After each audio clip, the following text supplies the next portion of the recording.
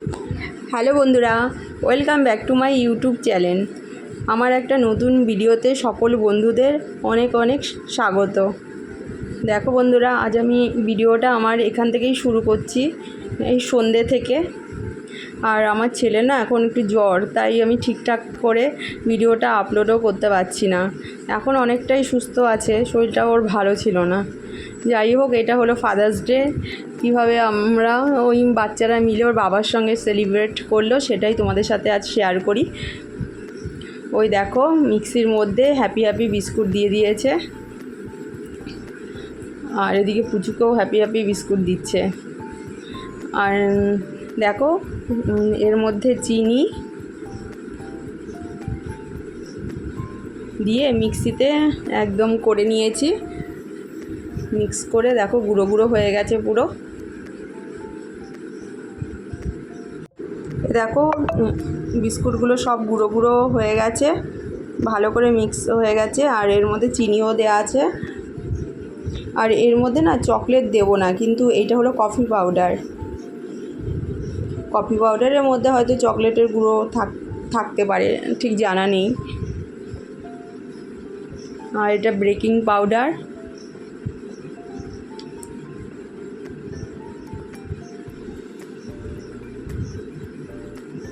আর এইটা দেখো দুধ।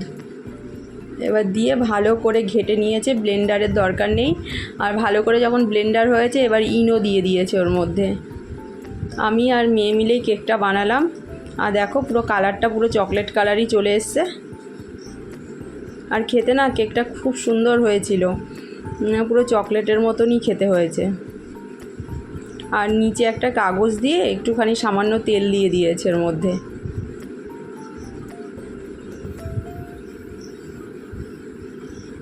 এবার দেখো, কড়াইয়ের মধ্যে বসিয়ে দিলাম। 45 মিনিটের মতন ছিল, তারপরে কেকটা হয়ে গেছে। কেকটা যখন গরম গরমই কাটা হয়েছিল বলে একটু মনে হচ্ছে ঝুড়ো হয়ে গেছিলো, কিন্তু সকালবেলা যা খাওয়া হয়েছে খুব ফ্রিজে রেখে খাওয়া হয়েছে, ভীষণ সুন্দর হয়েছিল।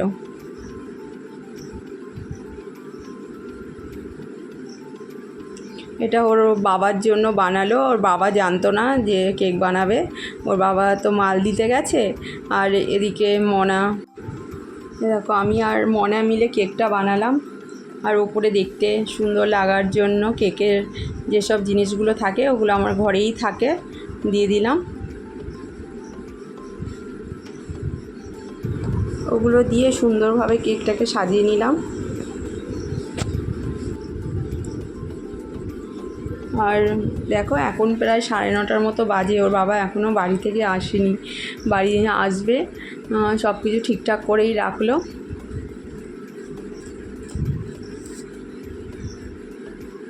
আর কি বলো তো, এর উপর থেকে চকলেট আছে না, ডার্ক চকলেট, ওগুলোকে আগুনে গুলিয়ে এর মধ্যে দুধ দিয়ে আগুনে গোলায়। ওগুলো আমার মেয়েই যখন কেক করতো তখন করতো, এর উপর থেকে দিত, কিন্তু দরকার ছিল না। এটা যেহেতু হলো ঘরের কেক, তো দেখো কেকটা এরকম হয়েছে।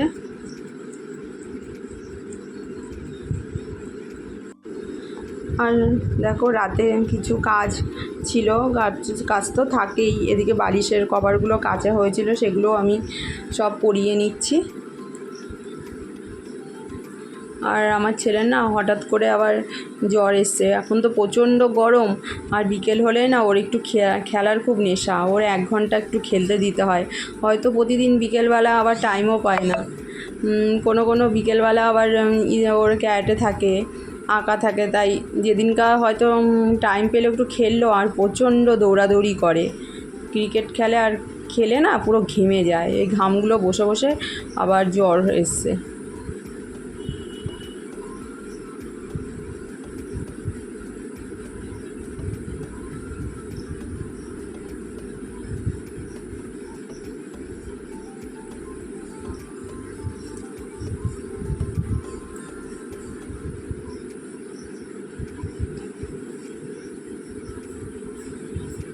আর কি বলো তো, বালিশের কভার এগুলো না কি কাচতে ভালো লাগে, আমার না পরাতে বেশি একটা ভালো লাগে না।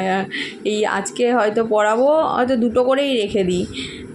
কী বল, দেখো নতুন কভার, তাও আবার দেখলাম আজকেই পরালাম, তাই কেমন সেলাই করা থাকে, পুরো খুলে গেছে জানো না। এটাকে আবার সেলাই, একটু মেশিনে সেলাই করে দিতে হবে।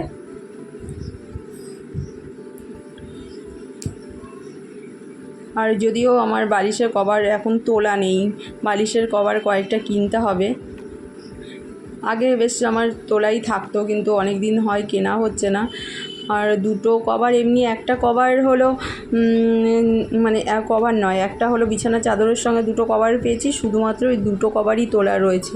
আর কয়েকটা কভার না আমাকে কিনতে হবে, কেননা হঠাৎ করে লোকজন চলে এলে না ভালো লাগে না দেখতে, পুরনো কভারগুলো বালিশে লাগানো থাকবে।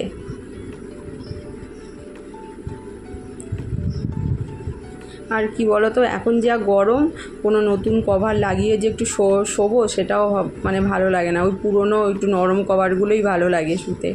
এমনকি বিছানার চাদরও দেখবে সেই পুরনো বিছানার চাদর সুতি, সেগুলোই ভালো লাগছে শুতে। প্রচণ্ড গরম, যেমন কি বলবো, সেই নতুন নাইটিও যদি পরি না, ঘেমে পুরো স্নান করে যাচ্ছি। এই পুরনো নাইটিগুলোই এখন পরতে হচ্ছে।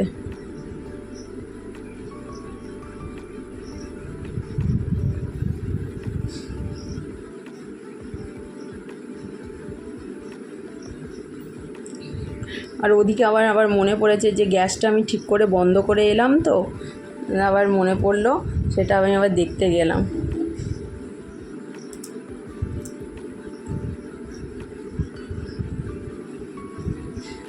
আর কী বলতো, একটা কাজ করতে করতে আর একটা কাজ করলে না, আর কখনো কখনো এমন হয় না, বাইরে বেরিয়েও আমি আবার ঘরে ঢুকি, জানো তো, দেখি কি যদি কেউ না থাকে, আমি কি গ্যাসটা ভালো করে বন্ধ করেছি, ফ্যান লাইটটা বন্ধ করেছি, এরকম আমার হয়।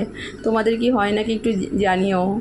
আর এদিকে দেখো, ওর বাবা কেবল এসেছে, এসে বাবাকে বলেছে যে বাবা আজকে ফাদার্স ডে, কিছু খাওয়াও। ওর বাবা আবার ওদের দুজনের জন্য না বিরিয়ানি নিয়ে এসছে। এই যে এক প্যাকেট বিরিয়ানি নিয়ে এসছে, ওরা দুজনই খাবে। আর সেদিনকা আমাদের নিরামিষ ছিল, কেননা দশহারা ছিল, তো ওর বাবা সেদিনকা বললো যে আমি মাছ খাবো না, মাছ মাংস খাবো না, সেই আমরা খাইনি, ওরা দুজনই শুধু বিরিয়ানি খেয়েছিল। আর ওই যে ওর বাবা কেক কাটলো।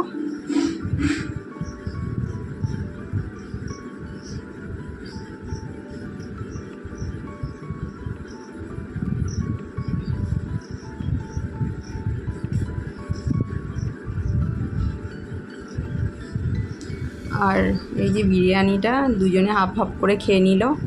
ঠিক আছে বন্ধুরা, আজ হলো এই পর্যন্তই। যদি আমার ভিডিওটা কোথাও একটু ভালো লাগে, লাইক কমেন্ট শেয়ার করো।